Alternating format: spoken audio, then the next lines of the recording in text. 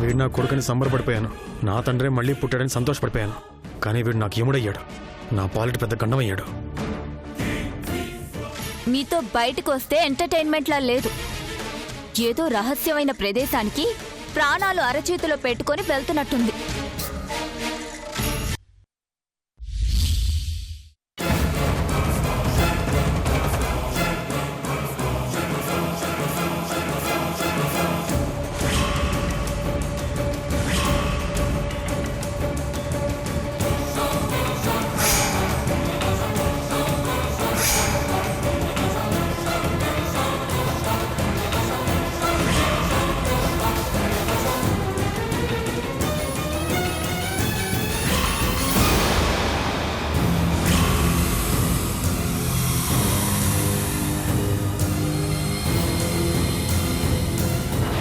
నా బండి పంచర్ అయింది, కొంచెం హాస్పిటల్కి పోవాలి.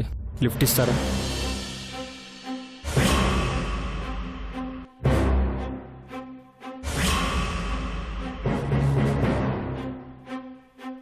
ప్లీజ్ అండి. సారీ అండి, మేము అటు వెళ్ళడం లేదు. వేరే వాళ్ళ కోసం వెయిట్ చేస్తున్నాం. ఈ రూట్లో బస్సులు కూడా రావు. ఏమనుకోకుండా కొంచెం అక్కడి వరకైనా డ్రాప్ చేయండి. సారీ అని చెప్పాను కదా. ఒక్క 1/2 కిలోమీటర్ అండి. 1/2 కిలోమీటరేగా, నడిచి వెళ్ళిపోండి. కడుపుతూ ఉందండి, నడవకూడదు. దయచేసి మమ్మల్ని ఇబ్బంది పెట్టకండి, వెళ్ళండి. పద.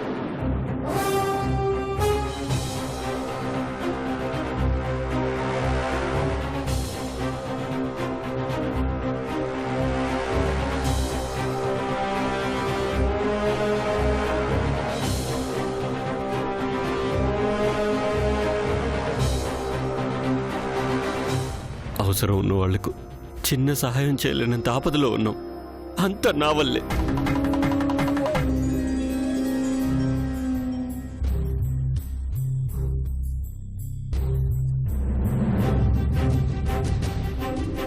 రా, నడిచెళ్దాం. నా వల్ల కాదు, రాను, నడవలేనండి.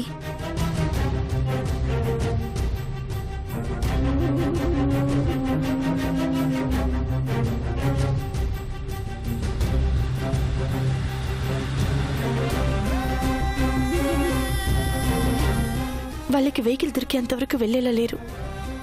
మనం అంతసేపు ఇక్కడ వెయిట్ చేయలేం. ఇంకో ప్లేస్కి వెళ్దాం, పదండి, రండి.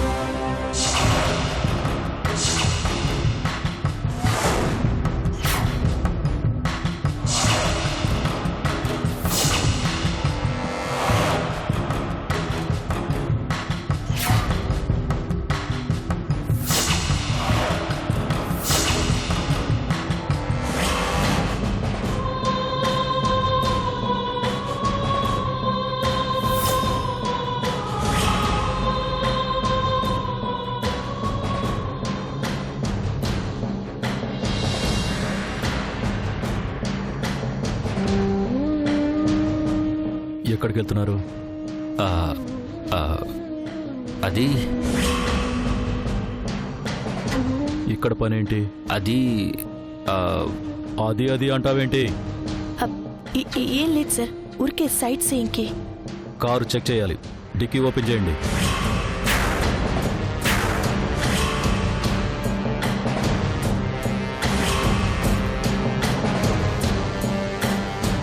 ఏంటి అలా చూస్తున్నారు?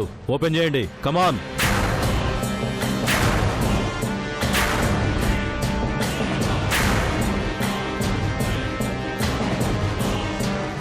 Come on quick.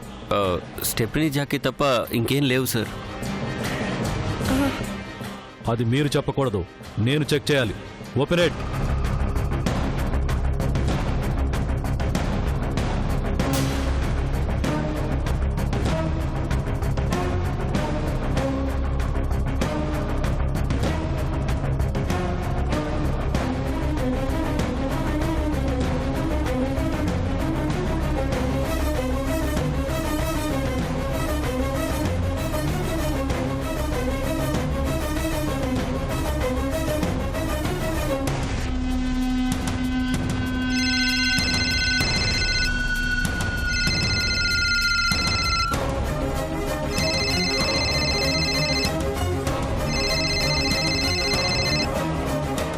సార్.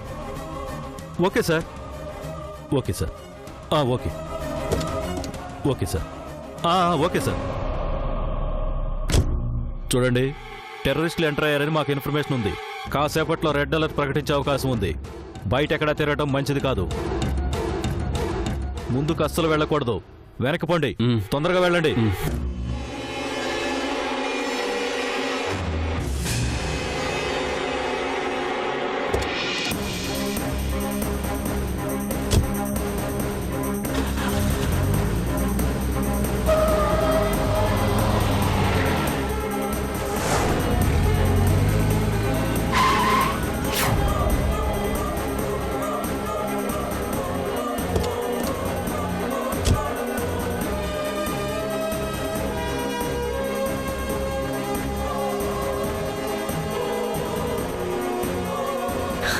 వద్దండి, బాడీ డిక్కీలోనే ఉండనివ్వండి.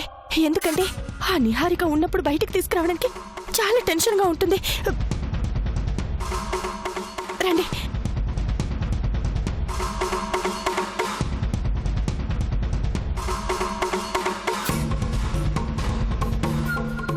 రండి. మీరిక్కడ కూర్చోండి, నేను వెళ్ళి నీళ్లు తీసుకొస్తాను.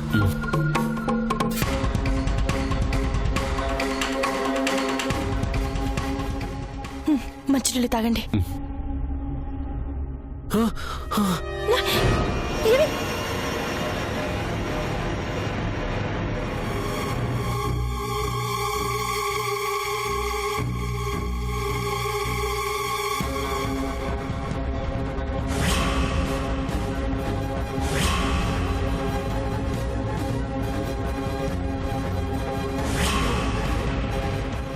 గాయత్రి, డెడ్ బాడీ నుంచి వచ్చిన బ్లడ్. గాయత్రి,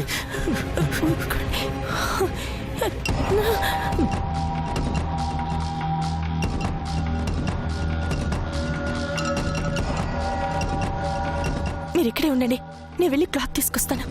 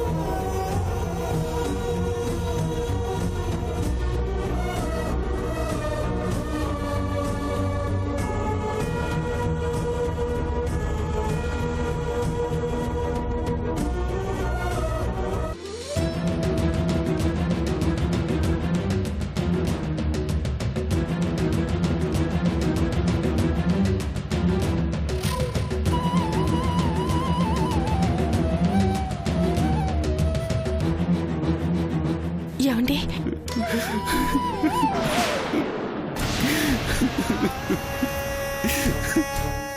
శవాన్ని బయటికి తీసుకెళ్దామంటే బయట ఉన్న పరిస్థితి బాలేదు. ఊరంతా పోలీసులు ఉన్నారు. అలా అని బాడీని ఎక్కువ రోజులు ఇంట్లో పెట్టుకుంటే ఏ క్షణమైనా నిహారికకు దొరికిపోతాం.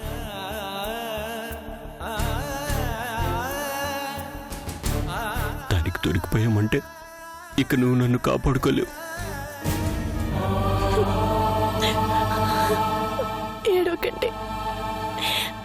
ఆ శవానికి నాకు సంబంధం ఉందో లేదో తెలీదు. నేను చేశాను, బయట వాళ్ళు ఎవరైనా చేశారో తెలీదు. నేనే చేశానని మాత్రం భయపడుతున్నాను.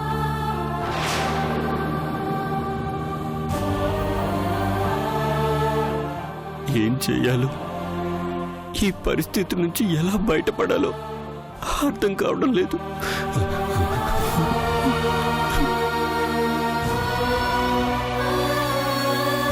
డాక్టర్ చెప్పినట్టు నేనే చంపేశానేమో. రోగంతో చేసినా ఎలా చేసినా నేనొక నేరం చేశాను. నేనొక హంతకుణ్ణి. చట్టం నన్ను వదిలిపెట్టదు.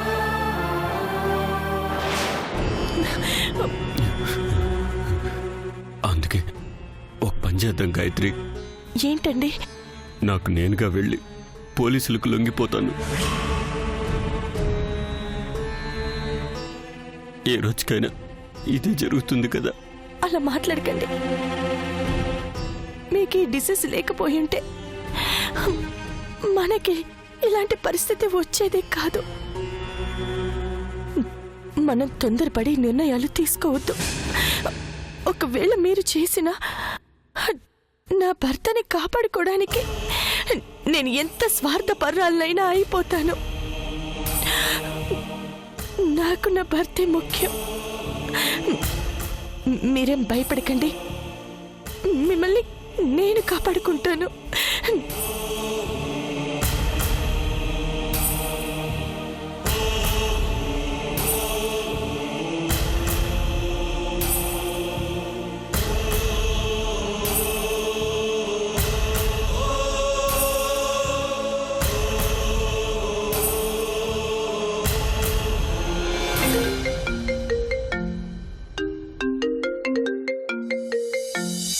చెప్పు గీత. లహరి, ఇందాక ఆ శశి రిషులు కనిపించారు. వాళ్ళ దగ్గర కన్నయ్య ఉన్నాడా? ప్రస్తుతానికి బ్రతికే ఉన్నాడు. హే, ఏం మాట్లాడుతున్నావే? అవును లహరి, నువ్వే బిడ్డనైతే కాపాడాలనుకుంటున్నావో ఆ బిడ్డను వాళ్ళు దూరం చేసుకోవాలనుకుంటున్నారు. ఎందుకు? బాబు తన పాలిట మృత్యువని, బాబుంటే తన ప్రాణం పోతుందని రిషికి ఎవరో చెప్పినట్టున్నారు. అందుకే శాశ్వతంగా దూరం చేయాలని ప్రయత్నం చేస్తున్నారు. నో, అలా జరగకూడదు. అదే గనక జరిగిందంటే ఇక్కడ తల్లిగుండా ఆగిపోతుంది. అడ్డు తొలగించుకోవడానికి విషప్రయోగం చేశారు. నా కల్లారా చూశాను లహరి.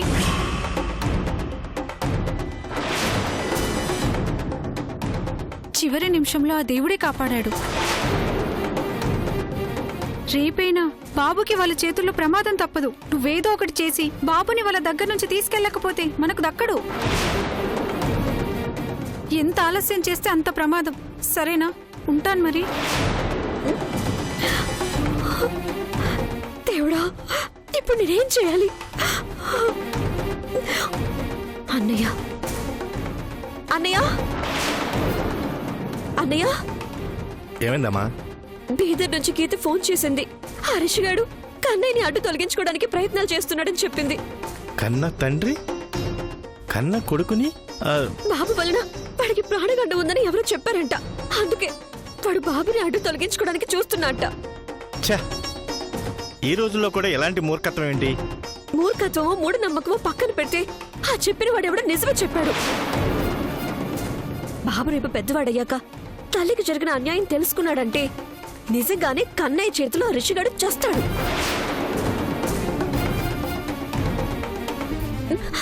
ఏది ఏమైనా కన్నయ్య గాని కాపాడుకోవాలి.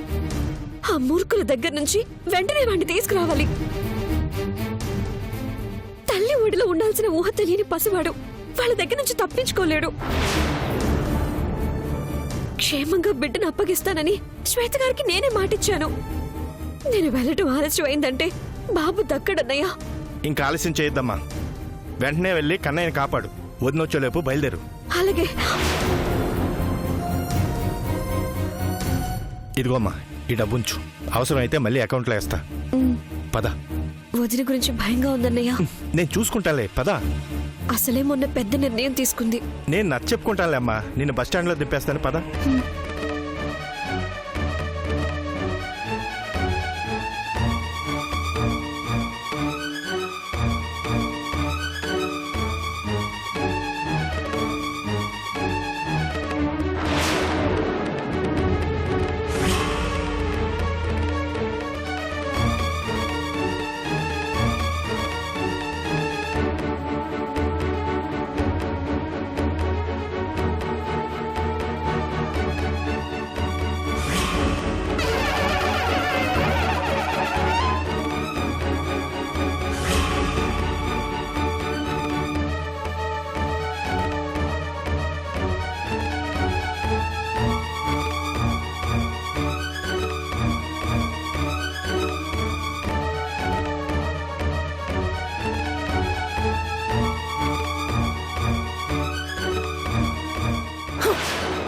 ఎక్కడికి బయలుదేరావు? నేను లేని సమయం చూసుకుని చెల్లెల్ని బీదరు పంపించేస్తున్నారా?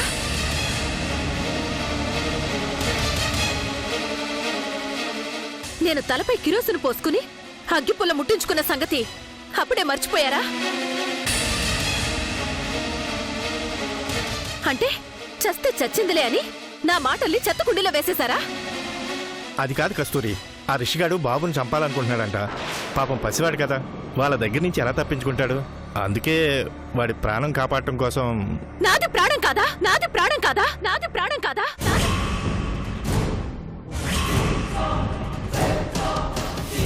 చెప్పండి, నాది ప్రాణం కాదా? నేను మరమనిషినా, మట్టి బొమ్మనా?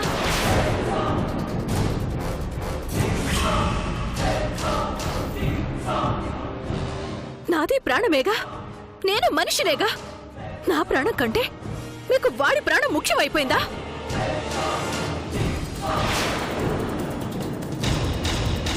అమ్మో అమ్మో అమ్మో, నిప్పంటించుకుంటానని బెదిరించినా మీకు ఏమాత్రం భయం లేదంటే రేపు నా అడ్డు తొలగించుకోవడానికి మీరే నిప్పంటించేటట్టున్నారు. దయచేసి అలా మాట్లాడుకొద్దునా. ఇంకెలా మాట్లాడాలో నేర్పించు తల్లి.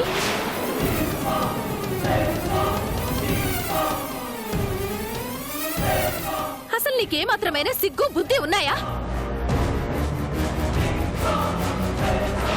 మాట మీద నిలబడాలనే పౌరుషం రోషం ఉన్నవాళ్ళైతే మీరేలా చేయరు. పరిస్థితి అర్థం చేసుకోకుండా మాట్లాడుతున్నా కస్తూరి. ఏంటయ్యా బోర్డు పరిస్థితి? ఆ రిషిగాడు కన్నబిడ్డని చంపుకుంటాడో పెంచుకుంటాడో మధ్యలో మీకేంటి? వాడసలే రాక్షసుడు. వాడు జోలికొస్తే ఊరుకుంటాడా? ఆ బిడ్డతో పాటు మనల్ని చంపేస్తాడు.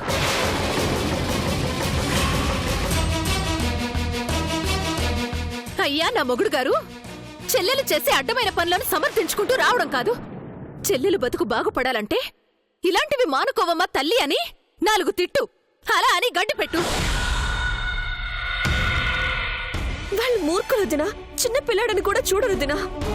నాకు తెలుసు, నేను చచ్చినా పర్వాలేదు గాని నువ్వు మాత్రం ఇదే పాట పాడతావు. చూడు లహరి, నువ్వు ఆ బిడ్డ గురించి మాత్రమే ఆలోచిస్తున్నావు. నేను ఈ కుటుంబం గురించి ఆలోచిస్తున్నాను.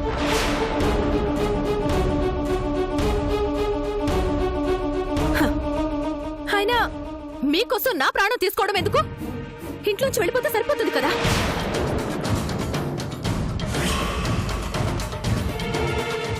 ఈ రోజు నుంచి మీకు నాకు ఎటువంటి సంబంధం లేదు. అసలు మీరెవరో నేనెవరో, మీరెవరో నేనెవరో, మీరెవరో నేనెవరో. కస్తూరి వదినా, వదినా, హే! మాట్లాడుకో.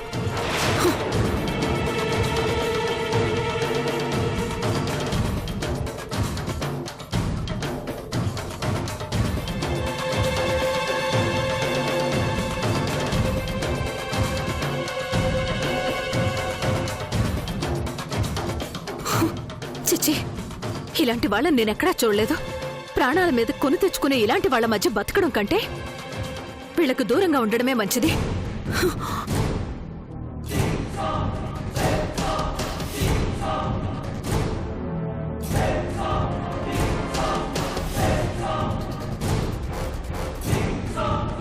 వదినా, కస్తూరి ఎక్కడికి వెళ్తున్నావు? వదినా, కస్తూరి వదినా, చూడు నాయనా వినోద్, ఈ రోజు నుంచి నువ్వెవరివో నేనెవరినో.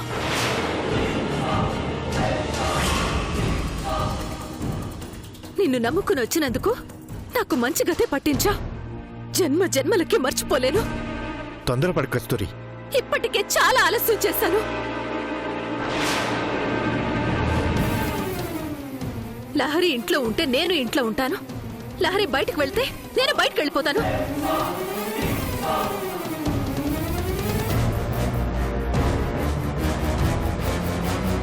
నీకు నేను కావాలో లేక మీ చెల్లెలు కావాలో నిర్ణయించుకో.